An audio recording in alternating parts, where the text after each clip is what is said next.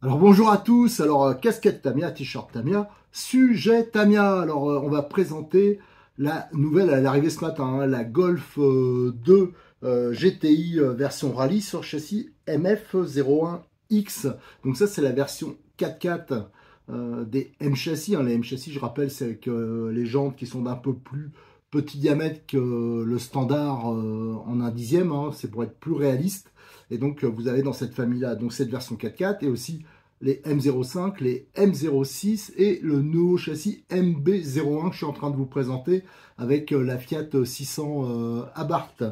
Voilà, donc il y a des tractions, des propulsions. Et là, c'est la version 4x4. Donc, en gros, ça partage les mêmes carrosseries, les mêmes jantes, les mêmes pneus et quelques petites options comme les amortisseurs, je crois. Alors, là, vous avez... Pour la démonstration, vous avez une carrosserie, une voiture qui est assemblée avec une carrosserie de coccinelle. Donc, je crois qu'il y a actuellement, alors c'est sous réserve hein, de mémoire. Vous avez actuellement la coccinelle, voilà, qui est super sympa, je trouve. Elle est d'enfer. Surtout, je regrette celle-là, je l'ai achetée d'occasion en fin de compte, lors d'une rencontre au domaine Bois de Rose, mais j'ai les miennes hein, qui sont en assemblage. Alors, je vous ai expliqué pourquoi j'ai dû arrêter. C'est parce que j'ai eu une panne de PC du disque dur et j'ai tout perdu. Et ça m'a tellement dégoûté que j'ai mis un peu de côté, mais là, il faut que je le reprenne. C'est-à-dire que ça m'oblige à tout redémonter pour refaire toutes les photos et les vidéos. Et je peux vous assurer que c'est pas pratique et c'est un peu désespérant. Voilà, donc ça, moi, quand je la montrerai, je pense qu'elle sera un peu une déco de ce genre-là, version course. Vous avez donc la Ford Escort Rallye. D'ailleurs, il y a une petite similitude de décoration, hein. Au niveau des autocollants, voilà, il y a un bleu un peu plus clair, un bleu foncé, et là c'est un peu la même chose sur la Golf, et la Golf qui vient de sortir. Alors je suis un peu étonné parce que c'est un châssis qu'ils exploitent pas beaucoup. Il y a pas mal d'options, notamment qui sont pas dispo depuis très longtemps. Donc qui ressortent une nouveauté là-dessus, c'est plutôt pas mal. Je pense que ça aura du succès parce que les versions rallye comme ça a l'avantage, c'est que ça peut aller un peu partout. Alors bien sûr, pas une piste avec des sauts, des trucs comme ça, mais ça a quand même des capacités. Ça peut rouler sur la terre, sur le goudron, un peu partout. C'est quand même mieux. Plus pratique pour quelqu'un qui veut pratiquer les RC et qui n'a pas un club à côté de chez lui qu'une voiture comme par exemple une M05 ou une M06 qui est, alors bien qu'il y a des versions rallye aussi, mais avec moins de capacité que cette version 4x4 qui saura se contenter de surface quand même relativement propre. Voilà. Alors, ces voitures-là, comme je vous l'ai dit, je vais reprendre la série que j'avais fait sur le montage, pareil en photo sur le forum, sauf que ça va être beaucoup de boulot pour moi, donc il faut être un peu patient, il faut que j'arrive à trouver un trou, parce que de redémonter, de refaire les photos, voilà, c'est pas simple. Il y aura celle-ci que j'avais eu toute montée, il faudra que je la démonte aussi, puisque je vais la passer sur roulement. C'est pour ça que quand vous achetez ce type de voiture, pensez, c'est comme toutes les Tamiya, à prendre le kit roulement avec. Hein. Cyril de Modis 34, il a, je crois, toutes les pièces. Il a une rubrique spéciale pour ce châssis-là. Et il vous propose un kit roulement qui est un peu moins cher que le kit Tamiya. Je crois que le kit visserie, je suis pas sûr, mais je crois qu'il est déjà dispo. Ou alors, il fallait que je le finisse. Je ne me rappelle pas, mais on fera... les modèles que j'avais montés, c'était en visserie inox. Donc, si je ne l'avais pas fini, ben, on le finira, ça aussi. Voilà, donc ce qu'on pouvait dire sur ce type de châssis qui est, je trouve, sympa et qui a peut-être pas le succès que ça mériterait. Allez, go, on va déjà regarder d'un peu plus près la boîte. Alors, avant de mater la boîte, ça me semblait intéressant de voir une voiture montée. Et celle-là, elle est montée de boîte, même pas avec les roulements ni rien, c'est pour ça qu'il faudra que je redémonte tout. Déjà, la carrosserie, alors là, c'est... la version coccinelle, mais on le verra après, que ce soit la Ford Escort ou la Volkswagen, c'est le même châssis, hein, mais regardez, moi je trouve que ça fait sympa, quoi. Enfin, elle est cool cette caisse, même si j'aurais préféré qu'il y ait cette déco qui, je trouve, lui va super bien. Quant au châssis, donc c'est une version 4x4, ici il y a une cascade de pignons, deux petits coupes coniques ici, latéraux, voilà. Donc c'est-à-dire que quand on démonte ici les vis, ben, on accède aux petits les petits coupes coniques, un cardan central en acier. Je crois que ça existe en option en alu, mais je suis pas sûr que c'est dispo. On voit que la batterie, elle est en position transversale. Voilà. Qu'est-ce qu'on peut dire d'autre? Ici, vous avez donc la direction. Il y a des biellettes, donc ça c'est bien, on peut régler. Là, par contre, tout ce qui est carrossage, c'est fixe, mais on peut le rendre réglable. Là, je pense que c'était pas les bonnes vis qui ont été montées. Les amortisseurs, c'est à friction, hein. Ça c'est comme tous les M châssis. Les cardans, par contre, contrairement aux autres M châssis, c'est des noix et des cardans en métal. Et en dessous, hein, vous voyez, c'est un châssis en plusieurs parties. Alors c'est là qu'on peut régler l'empattement, hein, avec ces parties du châssis qui sont retirées ou d'épaisseur différentes. Là, on voit bien les triangles qui sont en plusieurs parties.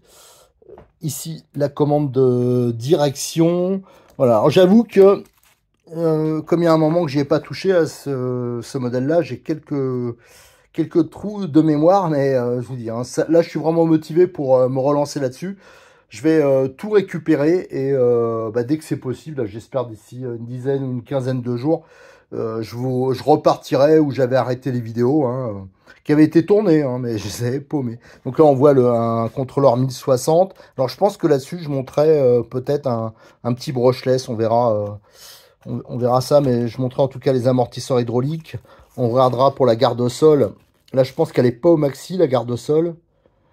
Si, elle est au maxi, parce que vous voyez, il y a deux trous ici, ça permet de la régler. C'est un peu comme les deux chevaux rallye que vous avez en M05. C'est un peu le même genre, c'est peut-être d'ailleurs le même étrier. Et vous avez deux trous, c'est ça qui fait la différence avec les versions standards. Et ça permet de gagner un peu en garde au sol. Voilà, donc ce que je pouvais dire sur ce châssis. J'ai eu quelques petites hésitations, parce que je vous avoue que j'ai quelques petits trous de mémoire. Il y a un moment que j'y ai pas touché. Voilà, là on a le moteur aussi, ça c'est important à préciser, il est en porte-à-faux arrière. Pour l'avoir déjà piloté, pas ce modèle-là, mais celle d'un pote, c'est des voitures qui sont plutôt efficaces hein, au niveau tenue de route, tout ça, même si c'est un peu bruyant parce qu'il y a beaucoup de pignons. Et avec le moteur qui est livré d'origine, ça va pas hyper vite parce que c'est vrai que si on compare ça, toujours pareil, aux versions 4.2, donc les M05, M06, il y a beaucoup moins de roues libres hein, et la masse est plus importante, donc c'est normal. On gagne beaucoup en tenue de route, en facilité, mais par contre, la voiture, elle est plus lourde. Alors tout ça, c'est avec une motorisation d'origine. Si après on passe en brushless, c'est sûr que là, on peut obtenir des performances intéressantes. Et comme c'est une transmission qui est un peu complexe, c'est pour ça que c'est absolument indispensable, encore plus que sur les autres modèles, de mettre tout ça sur roulement pour que ce soit le plus libre possible. Parce que là, vous voyez, il n'y a pas... C'est pas... Bon, c'est sûr que la voiture a jamais tourné, donc il faut la roder et compagnie, mais il n'y a pas une roue libre de fou comparé à mon modèle, mais je ne l'ai pas ici, là, en expo chez Cyril, un Modis 34. J'ai le modèle que j'avais terminé, qui est sur roulement, que j'avais rodé. Je peux vous assurer que quand vous le poussez comme ça, il va au bout de la table. Hein. Donc là, je pense, c'est dû déjà au manque de rodage et aussi au palier en plastique. Allez, maintenant, on va pouvoir rader la boîte. Alors cette boîte, qu'est-ce qu'on peut dire? Ben déjà un truc, c'est que juste avant, j'ai fait les vidéos pour des nouveautés TT02 et sur les TT02, la boîte à chaque fois c'est la même. La seule chose qui change, c'est qu'il colle un autocollant là avec une photo du modèle. Tiens, un peu comme là, vous avez une M05. D'ailleurs la Golf, hein, je l'ai fait exprès de le mettre là. Et vous voyez, à chaque fois c'est les mêmes boîtes, sauf qu'ils mettent un autocollant. Il n'y a que ça comme différence. Tandis que sur les châssis MF01X, à chaque fois, c'est des voitures de rallye hein, représentées, mais la boîte est différente. Regardez, la Ford Escort ici. Donc, et c'est sympa, hein, je trouve que le dessin est bien parce que ça représente les voitures vraiment en action. La Beetle, la Golf, et ici, la Cox plutôt, et ici, la petite fille, donc la Golf. Et je trouve que les dessins, enfin les vues sont vraiment super bien. Alors par contre, ce qui est commun, c'est qu'à chaque fois, on a une vue du châssis, hein, déjà assemblé. L'explication, le petit autocollant qui est rajouté, hein, pour dire que dedans c'est un torque tuned, donc en espérant pas me tromper, c'est le 25 tours, donc c'est le modèle intermédiaire dans les moteurs classiques hein, qui livrent généralement sur ce type de châssis. Et ici c'est juste pour indiquer, comme c'est un modèle export, dedans il y a le contrôleur électronique, hein, c'est un Obi-Wing. Par contre, le gros suspense, est-ce que c'est le modèle le 1060 ou le 1040, en espérant que c'est le 1060 qui sera livré dedans. Mais elle a de la gueule cette caisse. J'avoue que je savais pas que ça existait en 4x4. Alors déjà, s'il y en a qui sont spécialistes de cette caisse, est-ce qu'elle a existé en 4x4 ou alors est-ce que c'était la GTI Rallye comme ça? Elle n'a existé qu'en traction. Donc ça serait intéressant de faire une petite recherche. Alors je regarderai hein, quand je mettrai les photos sur le forum. Je ferai la petite recherche. Mais c'est vrai que c'est quand même bien réaliste. Alors, on va regarder les autres faces. Et de ce côté de la boîte, on découvre des informations techniques, mais aussi une vue de la voiture, une vue de dessus. Donc là, on voit vraiment la disposition. Hein. Alors, je vous l'ai montré avant, mais on va répéter. Le moteur, il est en porte-à-faux arrière. Ici, la batterie en position transversale, légèrement sur l'avant. Avec le contrôleur qui se place au milieu, le cerveau qui est aussi en position transversale, et côté droit du châssis, on a le cardan métal hein, qui passe. Voilà, donc c'est notre voiture. Je peux vous dire que ça, ouais, c'est à peu près. C'est sûr que quand le moteur est en porte-à-faux arrière, ça facilite pas l'équilibre, surtout en 4x4, mais ça marche quand même plutôt pas mal. On voit que d'origine, il y a un peu de pincement à l'arrière. Ça, c'est bon pour la stabilité. Et là, il y a une petite vue. C'est pour montrer les étriers. Je vous l'ai montré juste avant hein, pour le réglage de la garde-sol. Et ça le répète, hein, c'est bien ce que j'avais dit pour la 2 chevaux. Les châssis M05RA, donc c'est là-dessus les versions rallye qui étaient sorties ces étriers. Donc ça, c'est commun. Alors de ce côté, on retrouve un dessin de la voiture, hein, une vue de la voiture, une petite explication technique. Il faudra que je dise, c'est vrai que je n'ai pas regardé. Et la licence Volkswagen. Là, on a ce qui manque pour faire rouler la voiture. Alors bien sûr, je vous conseille d'utiliser du LiPo, hein, pas du NIMH. Et le contrôleur, il ne sera pas nécessaire parce qu'il est livré avec la voiture sur les modèles export. Et là, il montre quelques exemples d'options.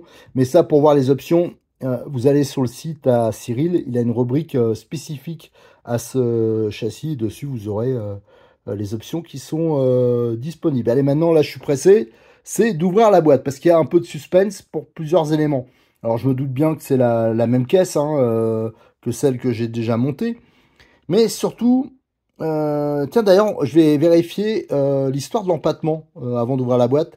Mais surtout, c'est le contrôleur. Je suis que de voir si c'est un 1060 ou un 1040, ça c'est important. Et au niveau de la carrosserie, est-ce que la carrosserie, elle est déjà percée, les tours de roue prédécoupés? Ça aussi c'est important, surtout pour les débutants et même pour les autres, hein, ça fait du boulot en moins. Allez, j'ai ouvert la boîte. Alors avant de découvrir ce qu'il y a dedans, l'histoire de l'empattement, hein, j'ai regardé, les trois châssis c'est pareil, c'est l'empattement long, donc le 239 mm. C'est pour ça peut-être que je cherchais dans les options, je regardais les cardans un peu plus courts, enfin le médium notamment, et que c'était pas dispo, du moins chez le distributeur. Alors, on va mater un peu ce qu'il y a dedans. Alors déjà, comme d'habitude, hein, si vous connaissez pas Tamiya, c'est à chaque fois des grappes. Vous avez la grappe A, la grappe C, la grappe D. Et quand vous avez besoin d'une pièce, elle est sur une grappe, vous achetez la grappe.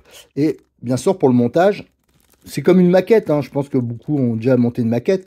Vous allez chercher, par exemple, monter un avion, il y a l'hélice, elle est sur le grappe D, c'est numéro 3, voilà, vous le dégrappez.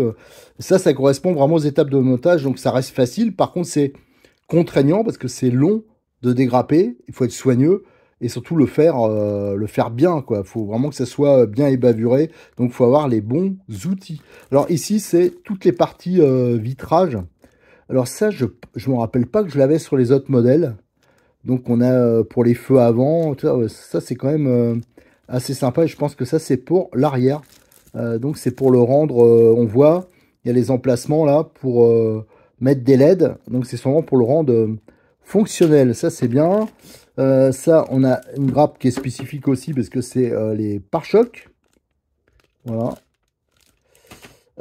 Celle-là on a comme d'habitude, hein, Tamiya c'est toujours comme ça. Vous avez un sac, dedans il y a le moteur, Il y a le long cardan métal et vous avez les sachets A, B, C, D. Ça, c'est avec la visserie, on le verra plus en détail. Les pièces de transmission, on les voit en blanc là, de diff. Pièces de sauve-cerveau, toutes les bagues, la visserie, enfin voilà. Ça, on le détaillera après. La carrosserie. Ah non, tiens, on va regarder le contrôleur. C'est ça, ça m'intéresse. Alors, ce qui est bien, c'est qu'il livre une notice en français, donc qui est commune au 1040 et au 1060. Et c'est un 1040. Bon, impeccable, parce que celui-là, c'est quand même le mieux. Hein. Il prend moins de place, il est plus léger, il est plus puissant. Donc ça, c'est très bien. La carrosserie, maintenant.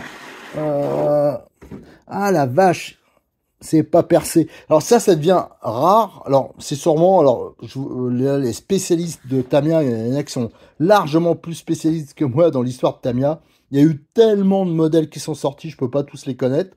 Donc là, je soupçonne que la Golf, elle a déjà existé, parce que ça devient rare maintenant chez eux de pas avoir, tiens, ben, il fait chaud, donc la caméra, il n'y a plus d'éclairage, bon, c'est pas grave. C'est rare maintenant de plus avoir les perçages au niveau de la carrosserie, des rétros, les découpes tour de roue. Bon, ça, on l'a pas. C'est dommage, mais bon, voilà. Ça reste quand même de la méga super qualité. Hein. Ça, c'est vraiment tip top. Alors par contre la carrosserie, je pense qu'elle doit pas être adaptable sur beaucoup de modèles parce que c'est relativement étroit. Je vais le mesurer tout à l'heure, mais elle me semble vraiment étroite. Hein. Ça c'est vraiment aussi M châssis, c'est pour être à l'échelle. Là on a toutes les pièces, les portes-fusées, étriers en rouge. Ça, cette grappe là, il y en a deux dedans. Il y a les faux amortisseurs, les pièces de pare-choc, les triangles je pense. Ici c'est les pièces, c'est en gris. Support moteur, les pièces de cellules, le châssis, hein, voilà. Ici, qu'est-ce qu'on a? Là aussi, c'est des pièces. Alors, ce que je vous parlais de réglage d'empattement, mais apparemment, de toute façon, il n'y a que le châssis long. C'est avec ces pièces-là hein, qui ont différentes épaisseurs. Là, on a le support pour le cerveau. Ici, les jantes. Alors ça, c'est les mêmes qu'on trouve, je crois, sur les Tamiya. Sur les Tamiya, ce que je dis, les Cox, qu'on trouve aussi sur, qu'est-ce qui est sorti dernièrement, la Fiat 600 à barre, je crois qu'il y a ça, et la NSU, voilà. Là, les fameux pneus rallye crampons qui sont vraiment pas mal, et au fond, on va regarder ça tout de suite, c'est tout ce qui est notice et planche d'autocollant. J'ai mis devant moi les documents et aussi la planche d'autocollant. Alors on va commencer par ça. Là par contre elle est balèze. Hein. Juste avant j'ai présenté la nouvelle Ford sur châssis TT02 et c'était assez pauvre au niveau autocollant parce qu'elle est sobre au niveau décoration. Mais là c'est sûr qu'une version rallye il y a plus de choses. Alors vous voyez il y a des grands autocollants. Ils sont assez balèzes. Hein. Et ils sont tous numérotés. Hein. Le principe chez Tamiya vous le verrez hein, sur la notice. Il y a tous les emplacements qui sont indiqués, donc on vous dit numéro 7 il va à tel endroit et il faut tous les découper, hein, c'est pas prédécoupé, ils sont superbes, ils sont de super qualité, mais là il y a du taf hein. De l'autre côté là on a le petit autocollant sécurité. Alors ici pourquoi ils ont mis, tiens d'habitude il n'y a pas ça, qu'est-ce que c'est ça? Ouais, il y a peut-être un petit changement, faut voir. De l'autre côté il y a encore des autocollants, donc il y a deux planches balèzes et ça c'est pour masquer les vitres. Nous avons la notice, donc qui est normalement en français, voilà. Alors par contre, vous verrez que la notice spécifique au modèle, c'est-à-dire qu'il y a une notice qui est commune à tous les châssis MF01X. C'est un peu comme les TT02, tout ça, c'est une notice commune et à part, ils mettent une petite notice additive spécifique au modèle. Donc c'est classique hein, chez Tamiya. Vous avez toutes les indications de montage. On voit qu'il y avait 3 empattements possibles, mais je suis pas sûr qu'ils soient tous dispo. Il faudra voir avec les cardans. C'est que le cardan qui change, hein, je pense, central. Donc on peut aller de 210 en passant par 225 jusqu'à 239. Qu'est-ce qu'il y a ici? C'est la garde au sol, voilà, qui est réglable. Ça, je vous l'ai montré aussi. Et vous voyez toute la transmission, hein, c'est une cascade de pignons. Vous avez le différentiel qui ressemble pas mal à ce qu'on a sur un M05 et M06. C'est peut-être même identique. Et après, il y a une cascade avec ici un petit coupe conique latéral. Donc là, les points de graissage, je suis assez d'accord avec eux. Mais pour ceux qui voudraient monter ça, qui ne connaissent pas, je vous invite à regarder les vidéos que j'ai déjà publiées. Ouais, parce qu'il y a certains points où je suis pas du tout d'accord avec eux. Et bien sûr, de prendre le kit roulement d'entrée, hein. Ça, c'est vraiment important. Voilà, alors donc là on voit bien, hein, vous voyez, vous avez les explications pour le châssis. Euh, voilà, si vous voulez mettre en empattement médium, ou alors vous pouvez mettre en empattement long, et à chaque fois, vous voyez, c'est ces pièces-là qui changent. Donc tout ça, c'est bien sûr livré avec la voiture. Voilà, donc vous avez, voilà, c'est vraiment du classique du Tamiya. C'est vraiment le top au niveau précision, explication. Vous avez toute la visserie qui est à l'échelle sur le côté. Là, il parle de quelques options. Là, donc c'est le montage notamment des roulements. C'est le plus important. Et tout ce qui est amortisseur hydraulique. Et à la fin, comme d'habitude, on va voir si j'arrive à tourner la page parce qu'elles sont un peu collées. J'arrive pas. Je n'y arrive pas. Attendez. Ah, si, voilà. Ça, c'est bon. À chaque fois, ils mettent les grappes. Donc, vous avez, si vous cassez, admettons qu'on casse, je sais pas, un support de carrosserie, là, mais il faudra prendre la grappe C. Il y en a deux qui sont livrés avec. Et vous aurez, voilà, faut choisir.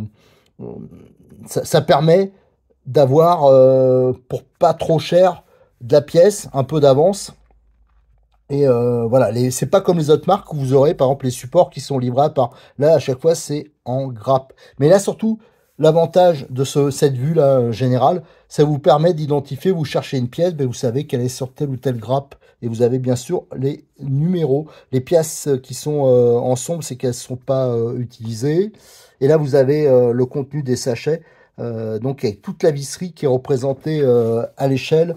Vous voyez, vous avez les pignons, là, les pignons de diff, les biellettes, les axes de triangle, les cardans, les noix.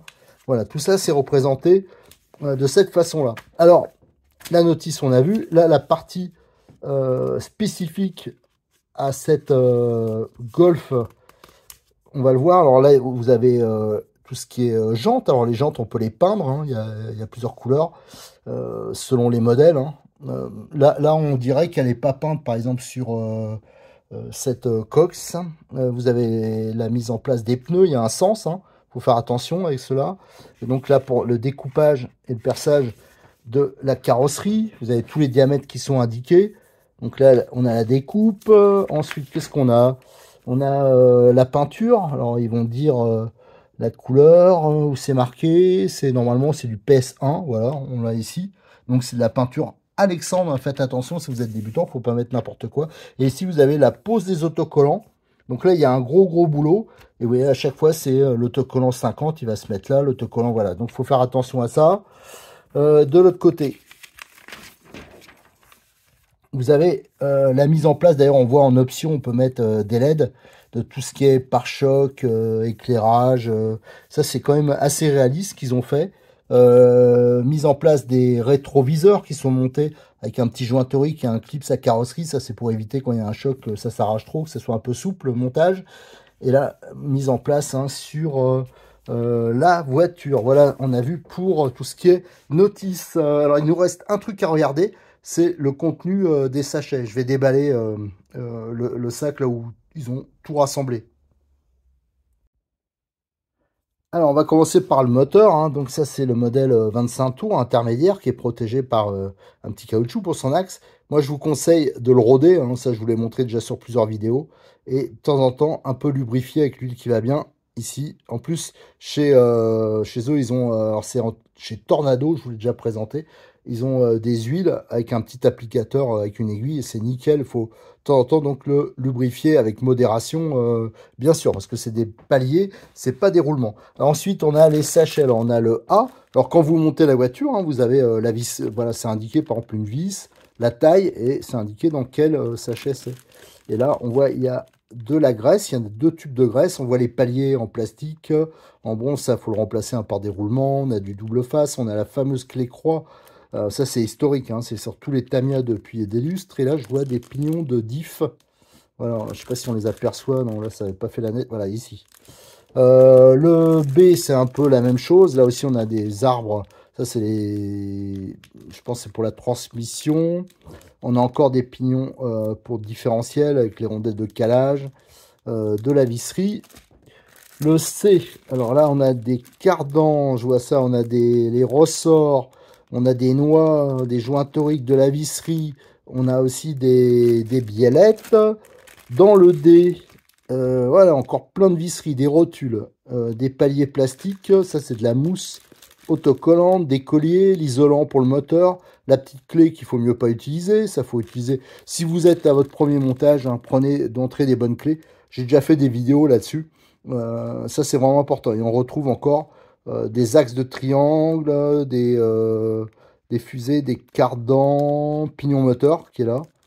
Voilà, donc ça c'est ce qui est habituel, hein. On trouve ça toutes les voitures Tamiya, c'est le même principe. Ça aussi, celui-là on le trouve quasiment sur tous les Tamiya, c'est les pièces de sauve-cerveau. J'accélère parce que j'entends Madame qui arrive, donc ça va couper. Et là on a les pièces de diff, les cascades de pignon, les coupes coniques en plastique, mais pas d'inquiétude, c'est solide.